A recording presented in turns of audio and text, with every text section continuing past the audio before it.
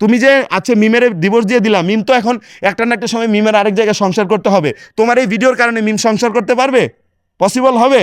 তুমি তো ঠিকই হচ্ছে তানিশারে বিয়ে করে সুখে শান্তিতে সংসার করতে পারবা, খুব ভালো কথা, কর ভাই, তোর যত মন চায় করো। এখন আমার কথা হচ্ছে ভাই, এগুলো অনলাইনে পাবলিকলি আইনা তুমি কি বোঝাইতে চাও? তুমি কি যুব সমাজকে নষ্ট করতে চাও? তোমার কারণে আজকে হাজার হাজার যুবক তোমার পথে হাঁটবে, তোমার কারণে হাঁটবে। তুমি যখন দেখবো তোমার কাছ থেকে যে তোমার কাছ থেকে উৎসাহিত হবে যে মিম হচ্ছে গিয়ে মিমের ছাইরা দিয়ে নাজিম এখন তানিশারে বিয়ে করছে, এরকম সেম ভাবে আমিও আমার বউরে ছাইরা দিয়ে আমি বউর বান্ধবীরা নাহলে বউর বোনেরে বিয়ে করবো, অমুক করুম তমুক করুম, তোমাদের কাছ থেকে দেখে শিখবে। তাহলে তোমরা এগুলো কি করতেছো ভাই? আর আরেকটা কথা, আমি তানিশার উদ্দেশ্যে একটা কথা বলতে চাই। অন্যের সংসার নষ্ট করে যেই মানুষ নিজের সংসার গড়তে চায়, ওই সংসারও একদিন নষ্ট হবে, জাস্ট শুধুমাত্র সময়ের অপেক্ষা।